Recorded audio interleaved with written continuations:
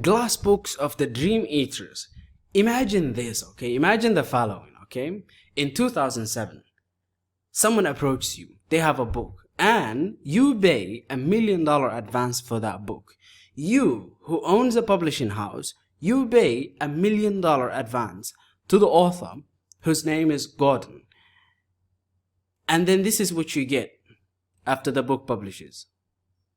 Yeah. 187 ratings. Nothing bad was supposed to happen, you know. Everything was supposed to go smooth. Every article I've read about this book essentially talks about how this was the most hyped book. This had everything going for it. The large advance, the people talking about it, and then boom. When it released, only 187 ratings, and those were 4 out of 5, which is not really bad.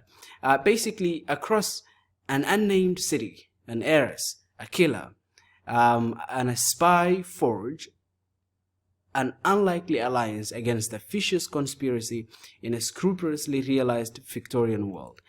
So it's some sort of a mystery story. I've read a tiny bit of it. I didn't like what I saw. I didn't really like it that much for one good reason.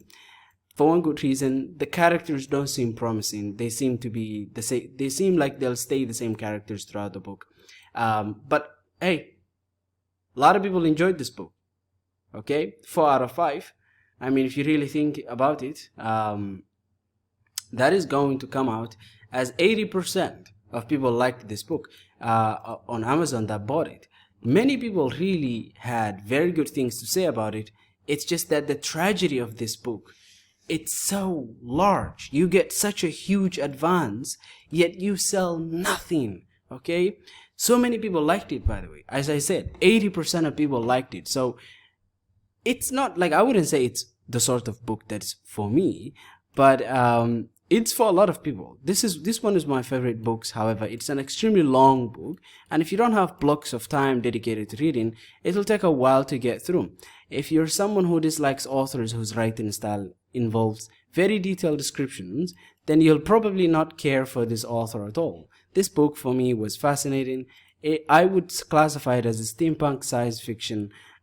So as you can see, a lot of people liked it. Very few people hated this book. For example, in here, this Amazon customer wrote, it started out so well. The alternative history setting was absorbing, realistic, and drew me in. But then it all fell apart. It seemed to me like a steampunk video game written into a novel format. It made me wish for keyboard shortcuts, especially for Miss Temple.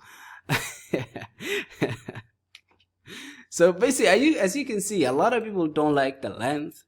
But in general, overall, this book is really highly beloved and very, very successful. The issue, however, is that for a self-published novel, this would have been considered a fantastic success. This would have been a legendary success, okay? But because it's $1 million advance book, because you expect more, because it has to be more, you end up essentially collapsing into agony and into despair, okay? Into utter, complete despair. And it's book 1 of 3, the Glass books. Damn, I mean, that's a whole trilogy, that's a whole thing. So we do have other books that I wanted to check today, especially one of my more favorite ones, because out of all these books, this one, I checked the prose. I read a whole chapter. It's so good, okay? And the characters have promise. However, this is another $1 million tragedy, okay? $1 million tragedy that will never go anywhere. Everybody Rise by Stephanie Clifford, okay? Stephanie Clifford, 2.94. Unlike the last book, most people didn't like this book. Like insane, by the way, you can check it out. Like, the whole thing starts with 2-star reviews. I mean, this is so sad. It's really sad. Lindsay says an advanced, yeah, she got an advanced copy. By the way, she got an advanced copy, okay?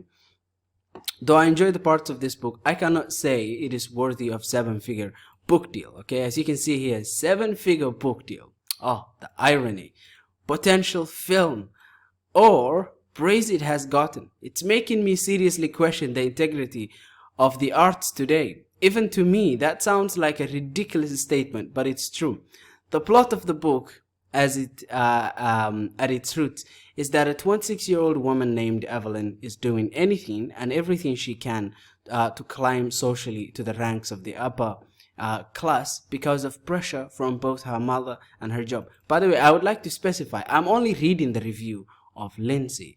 Okay, I have more positive opinions from what I have read, only just a chapter. So fundamentally, I don't have a review on this book. I'm not reviewing this book. I'm just reading for you how people have found it ironic, that it's got a 7-figure deal. The writing itself, however, is where it fell apart for me. There were several scenes and images that were completely unbelievable. Being a solidly middle-class Jersey girl, much of this book was unfamiliar territory for me, but being a woman, a lot of the characters and situations were very real. So fundamentally, the main thing that a lot of people have with this book is just that they don't think it's worth the money, okay?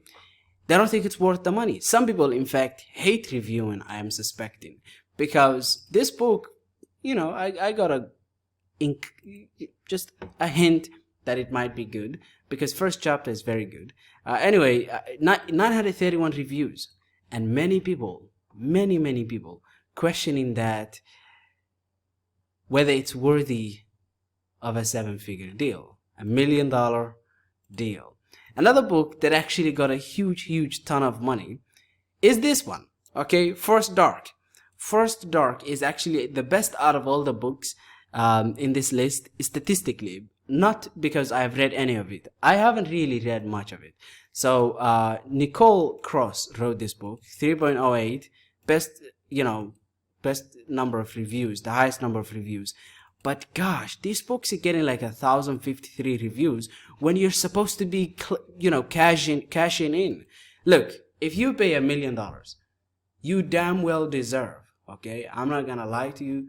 You deserve money back, okay? You deserve to make at least 200, 300, 400,000. You can't make 300, 400,000 off of this number of ratings. And on Amazon, by the way, in Amazon Canada, it's not doing much better. First Dark, a novel by Nicole Cross. It is mixed here, 3.6 out of 5. By the way, funny enough, I found this book, The Dark Forest, okay? The Dark Forest by Shijin Liu. Shijin Liu, I'm not sure, but two authors. Basically, it's a multi-author. It's a duo of two authors.